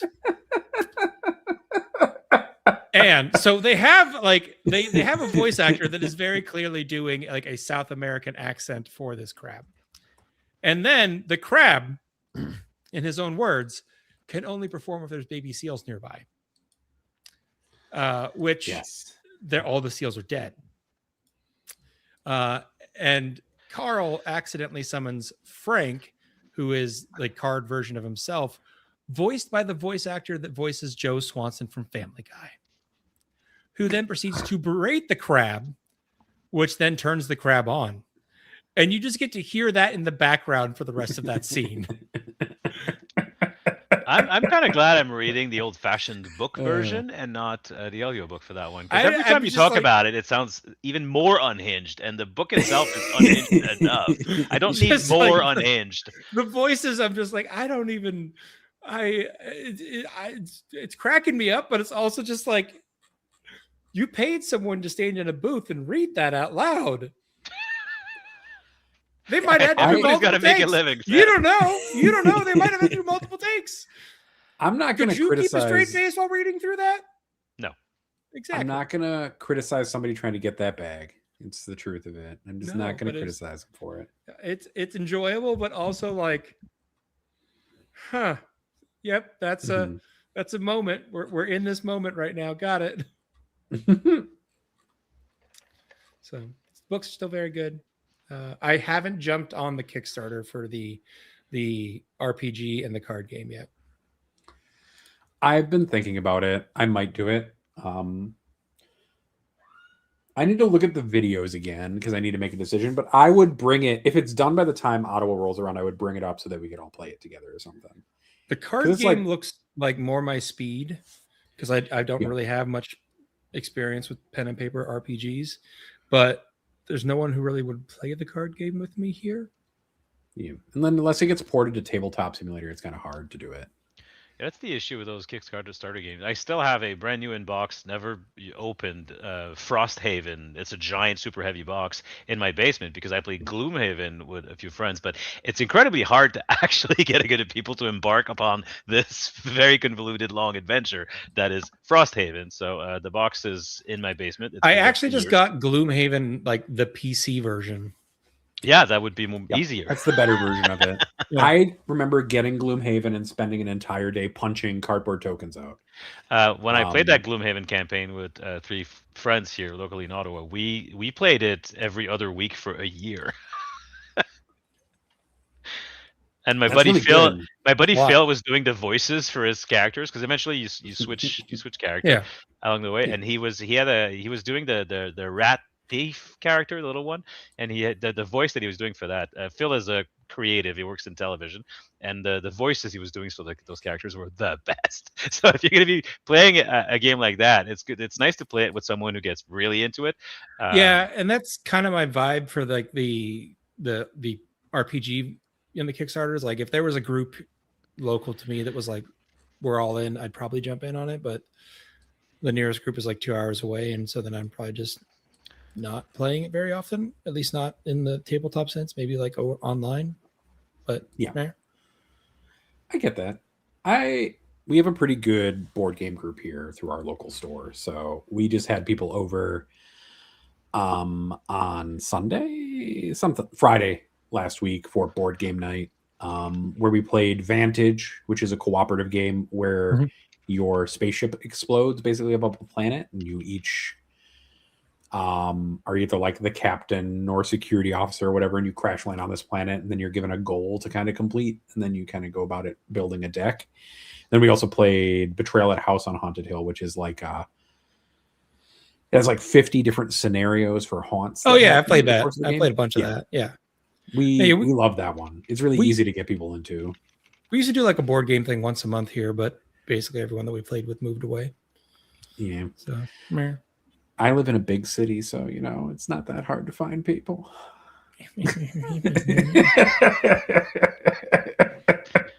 I explained it earlier today, but for a long time, the only way I could play 40K was TTS. Now I'm like, there's a local store that I can play at now and then that I want to. And there are guys. I guess I should try to poke those guys more about doing board games. I thought my 1,200 hours of TTS were a lot, but Seth has 1,700.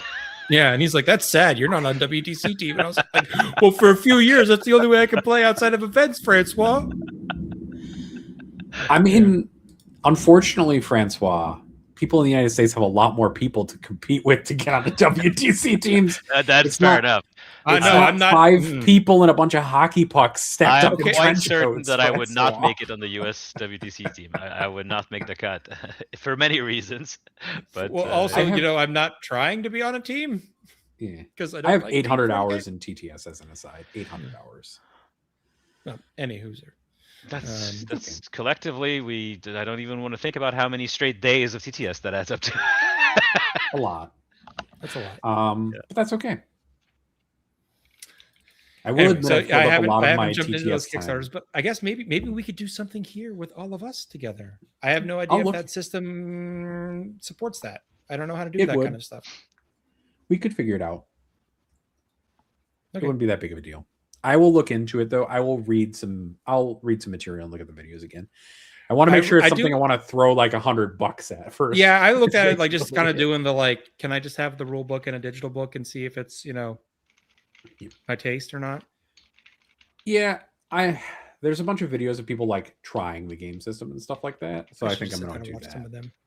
Yeah, I have so much shit to watch because I've been not watching stuff lately. I've been listening to Dungeon Crawl with Carl while doing things around the house. So I haven't finished season 2 of The Pit. I need to do that. Damn.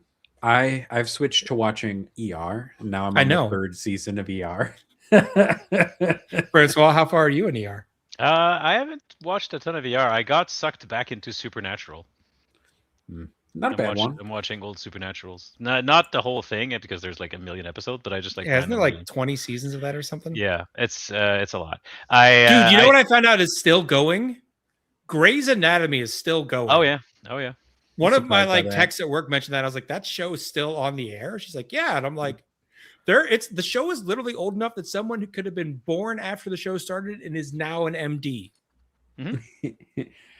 Are there some soap operas that are like Dallas or Days of Our Lives? Do they still exist that have been like on the air for 60 years? Yeah, maybe, but I mean, that's what Grey's Anatomy is. It's a soap opera, but in the evening instead of the middle of the afternoon. Hey, good news. It takes 1,500 hours to be certified to fly a 747, according to Christopher. So if I invested my time into that instead of TTS, I could be a pilot. Or maybe you're a certified TTS player. And Francois, you're just a mere 3 hours I'm still away an apprentice, from flying your own 747. True. Okay. Sad when someone puts that up and you're just like, oh yes. Mm-hmm. Guiding light. What is Chris just like? He's out there Googling all the facts for us. 72-year runtime over 18,000 episodes. Oh my gosh. God, that's a lot. I also discovered that Paramount Plus has the 1987 Teenage Mutant Ninja Turtles animated series on it. Ooh. And I started watching it out of pure nostalgia. So I watched 4 episodes of it and I was like, this is way fucking weirder than my childhood memory thought it was. I got to the 4th episode and they've like built a scavenged turtle van. And then aliens have come from Dimension X who are basically just other alien elfish teenagers who just want to have fun and drive around in cars. And you learn that Dimension X is just a war-torn dimension full of stone soldiers. And you're like, what the fuck is going on? That was not among the 4 VHS episodes that I had as a kid, and we didn't have cable. So that was the 4th episode, Seth. The 4th. But it was, I didn't say they were the 4, they weren't chronologically 1 through 4. I had 4 episodes on VHS. I think I had the first VHS tape, which I think was only the first 2 or 3 episodes, because it definitely had the first one, but that's all maybe. I remember from it. I don't know. I have to go. I don't think those VHS exist anymore in that old home. Even if they did, they might have demagnetized. Like those tapes, they don't age that well. It's true. Well, you could just have to watch it on Paramount Plus, like I do. All right, you want to know? This is back in my dad didn't like my dad's house didn't get cable until the late 90s. They finally put cable in the area. So for the longest time, we had a satellite dish, and not like the little like yay big one that sits on your roof. I'm talking a 6-foot wide satellite dish that sat in the backyard. That when you change channels, you got to watch go.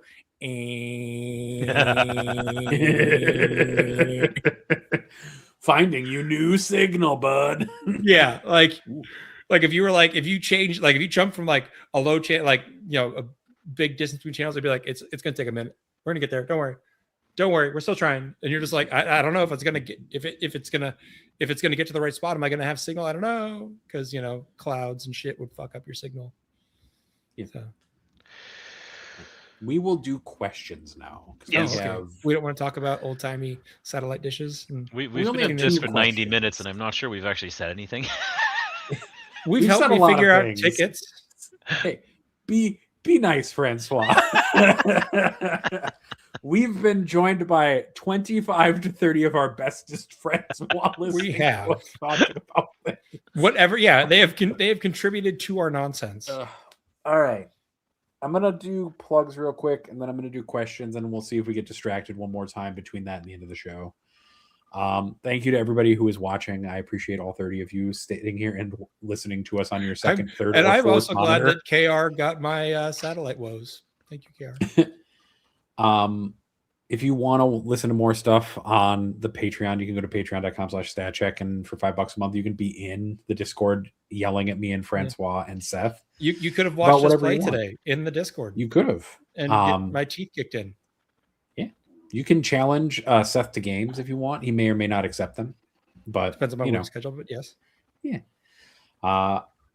And you get the Monday stats report card if you want it, I guess. Which, if you like that, you can have it. You also get to ask us questions and get preferential treatment for us answering them in the questions thread. And we have 2 this week. The first is from Carl, which says, do you guys have any tips on how to come up with fun and engaging questions? Would love to keep you guys on longer, but usually I'm empty-headed. I mean, I think you keep us on longer by just giving us something to tangent about. Yeah, right. Just distract us with something. Yeah. We're like a dog seeing a squirrel go by. Nostalgia, I think, is the easiest one. Honestly, if you were like, what is your favorite childhood television show and why was it your favorite or something like that? Lead us off into the deep end of fucking nostalgia. Ren and Stimpy.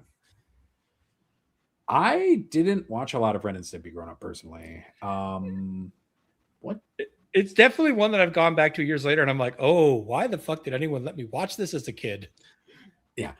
I watched a lot of like before school cartoons on public TV, on public broadcast stuff. So it was like a lot of Yu-Gi-Oh! And Pokemon and like Digimon stuff in the mornings before going to school. And at one point it was VHSs of Dragon Ball Z and Teenage Mutant Ninja Turtles that my parents would buy me on like a monthly basis. Like you'd get a month worth of episodes of a show at the end of the month.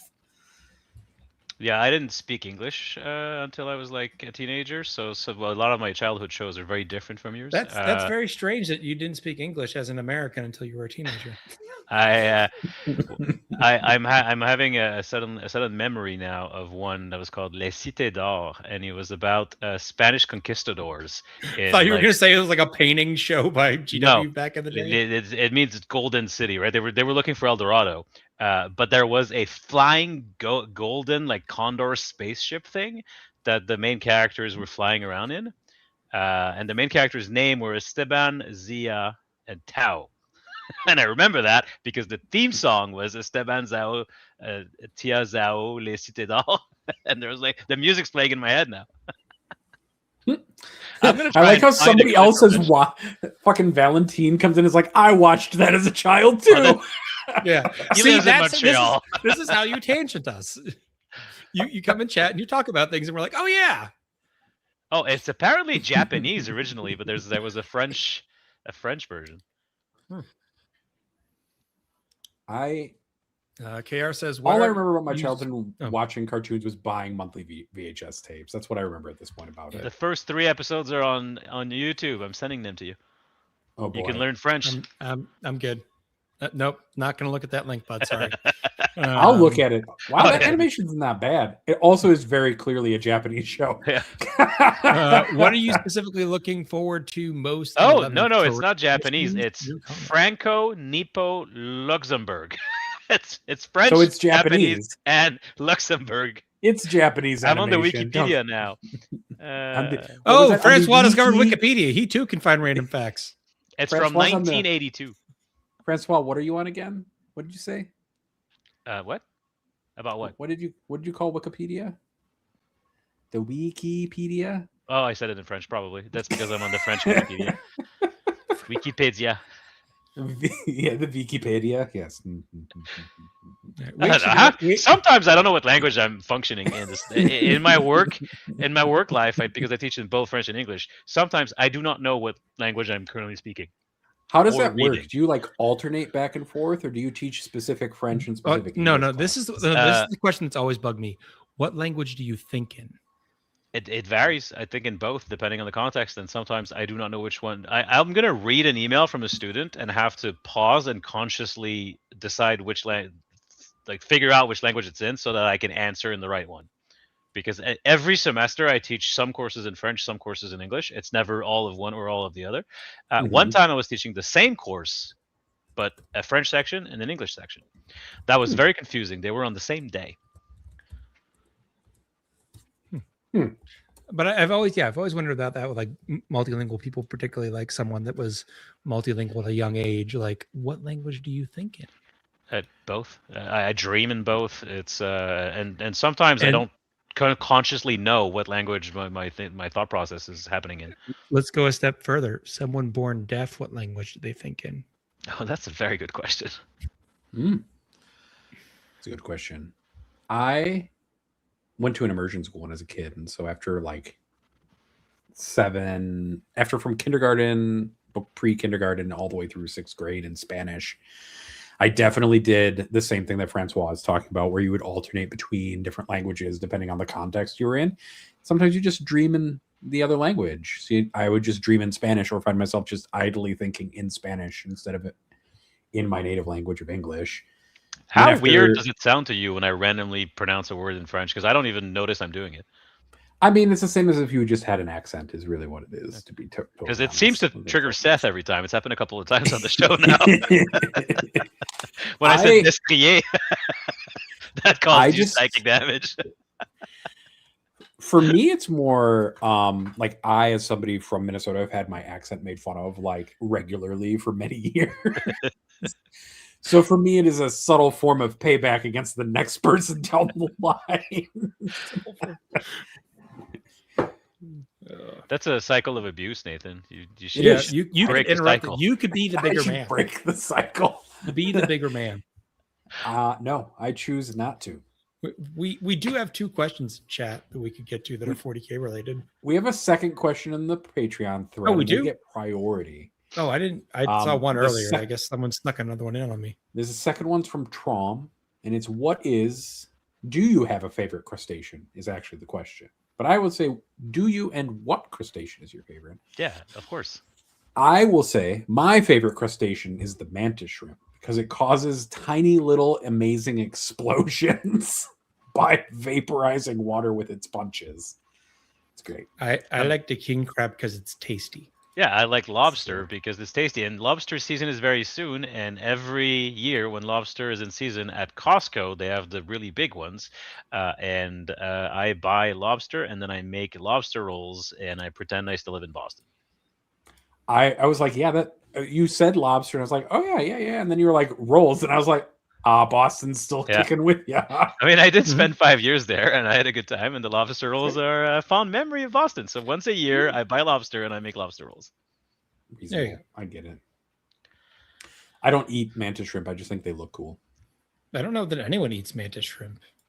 I mean, you probably could. At least once. True. Like many things in Anything life. you can eat almost anything at least once. Well, they are apparently considered a delicacy in portions of Asia and Mediterranean. So yes, yeah. I'm not surprised. Also, I have learned that it is just StreamYard freezing your camera when you're not on StreamYard. Yeah. Well, see, that's what happens when I click away. All right, You're not my focus. We have a few other questions now. Okay. KR Quinn has a question, which is, what are you specifically looking forward to the most in 11th? Terrain, missions, new combat? I've said it. I don't know if I said it on the show, but I've said it a few times.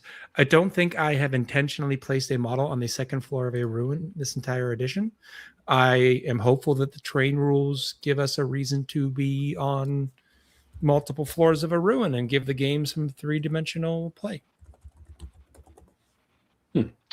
I'm looking forward to hopefully WTC and GW layouts being the same thing now, because I think that there's great potential for that to happen. I don't know the result, but I know there was going to be a captain's vote on that, and I do believe that since that the whole system seems now to be designed around these specific mission map combos, that WTC will just adopt the GW layouts. I don't like the current GW layouts. In fact, I don't like them at all.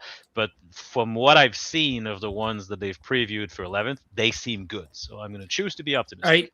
I think that would be very interesting, at least from the. I definitely have, like, I'm sure you guys have all seen it, but there's lists that work in WTC or UKTC that don't work in GW, and vice versa. So I think it'd be interesting to see what happens stat wise if that kind of tightens up some of the results. Maybe. I'm really excited to do the combat phase because over the overwhelm move or whatever it is, where you can pile in and fight whatever is behind whatever you're trying to fight, seems like a blast.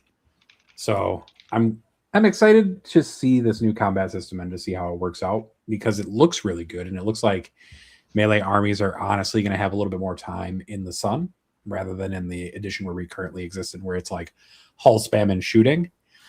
But we'll see. We haven't seen any monster vehicle specific rules really yet for this edition. Like, is big guns never tire still a thing? Yeah, because they showed us the if you're a certain height you get a bonus to ballistic skill, but that was the plunging fire rule, not big. And it's just towering. Yeah, towering units get that.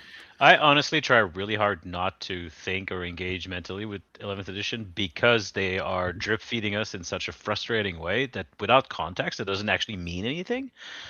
And I hate it. I hate it so much. Give all the rules. Just PDF, stick it out there, fly it in the breeze. Let us have fun with it. Yep. And then the second question is from Christopher M.8. which is, how concerned are you folks about the potential combo of overrun and abilities and strats which allow 6-inch pylon and consolidates? I don't think we know the answer to that yet. They're going to have to rewrite a ton of rules that exist in Warhammer 40K as datasheet rules and stratagems and things like that, because 6-inch pylon and consolidates become very, very powerful in a world where overrun double pylons exist, because that's suddenly 12 inches of free movement. That's a lot, because if you pile in twice. Yeah. And particularly if you're allowed to just gamble on the charge. So you're like, oh, I banged a 12. Cool. I'm going to shove this unit as far forward as I can get it and then do all that. Yep. Then suddenly 24 inches of free movement. So I think it's very difficult to look at the core rules they've given us thus far and apply them to the data sheets that we have, because I'm assuming there just has to be extensive FAQs to the factions, stratagems, data sheets, all that stuff. Some stuff just doesn't work. Yeah. Period. We'll find out. We're going to index later. I just want them to drop a PDF online of everything like tomorrow. Yeah, GW, can you just do that? Just because we said so. Can you just do that? If that fucking happens, though, by the way, we're nailed it. We're angling towards index light, is what it feels like, though. Like these rules are different enough that if you shove some of the existing rules in it, that you would probably break the meta in half. Like the new Space Marine transports detachment that's going to cause problems already. Can you imagine that also with double pile-ins? Just at the end of it, you're like, yeah, so I charge after all that movement, and then I pile in, and then I pile in again. Yeah, and K.R. Quinn has a point that the terrain sets cost money, but it looks like most of the heavy lifting is being done by the footprints, less so than the actual physical buildings. And so if you have existing WTC ruins, you can probably adapt a fairly close simile of the GW terrain by just buying the footprints, which will be cheap, or you could even print them yourself. Yeah.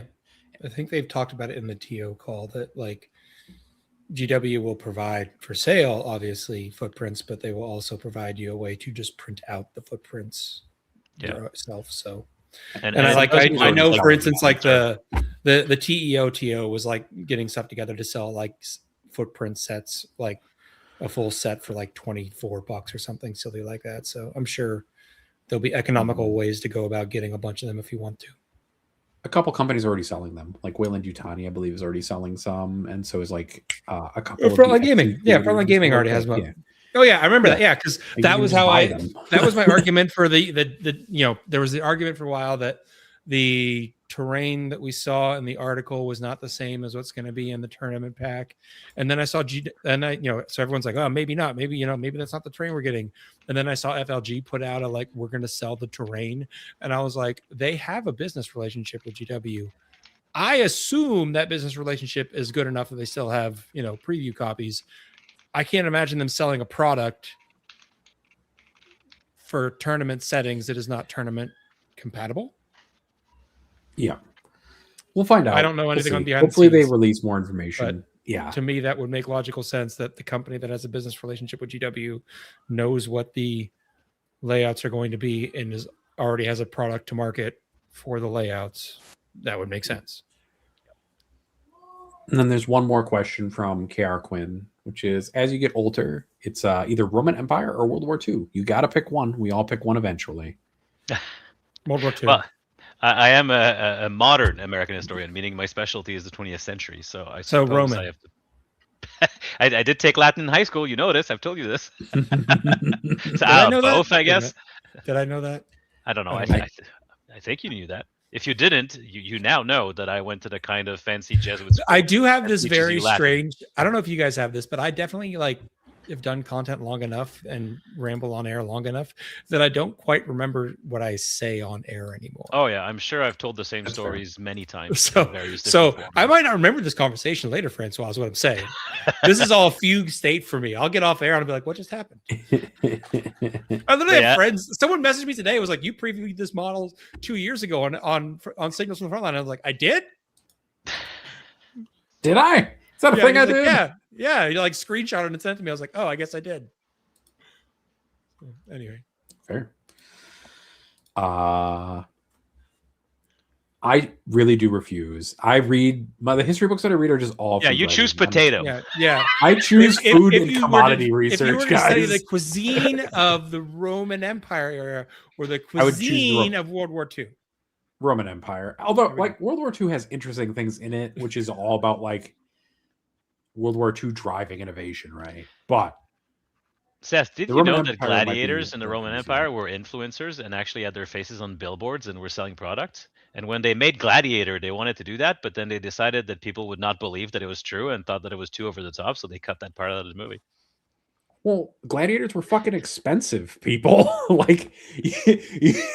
People forget that gladiators were incredibly expensive, skilled, well-trained people who fought in a pit. And they were the Instagram influencers of their day. Yeah. Those are your professional athletes. Yeah. You know that guy that sells creatine power on Instagram? Yeah. In another life, he could have been a gladiator. Exactly. And I think they talked about one of the richest people in Rome at one point was a racer who did the circus. who is like now historically like the richest athlete of all time or something like that. I can't remember what the factoid was about it anymore. I'll have to look it up again. Somewhere Michael Jordan's taking offense to that statement. That's fair. Hey, we managed to sneak in so many history facts this episode. Seth must. I know. I'm traumatized that I'm gonna go. You're gonna go lie down now. Weep.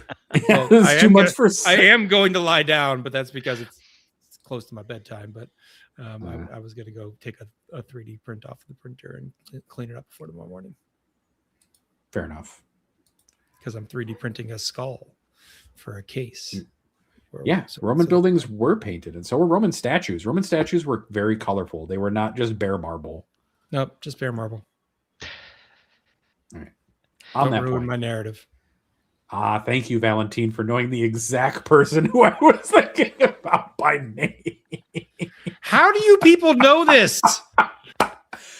I mean, we attract a certain type, Seth. Apparently. If I give enough information, like, people will Google it. They'll be like, richest 15 billion racer. in modern currency. Yeah, exactly.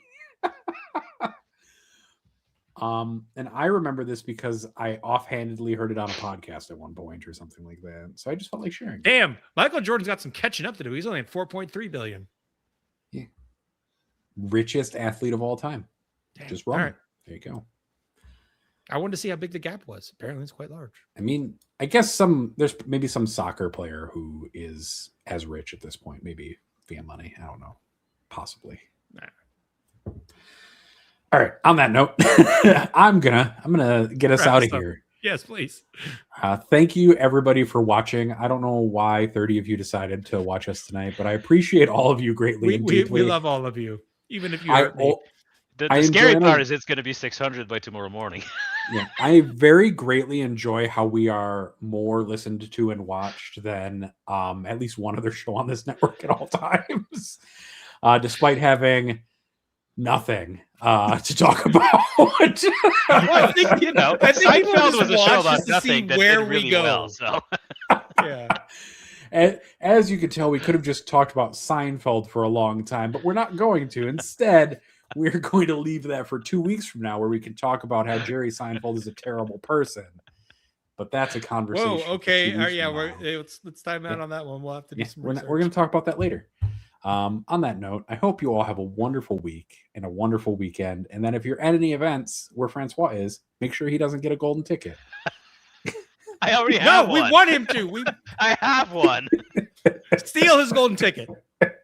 I already have a golden ticket. No, people should make sure I get one. Make sure I get one. Go up behind Francois. Go up to behind Francois and steal his golden ticket. He doesn't need help. I do. On that note, everybody, good night. Good night. Cheers. Bye.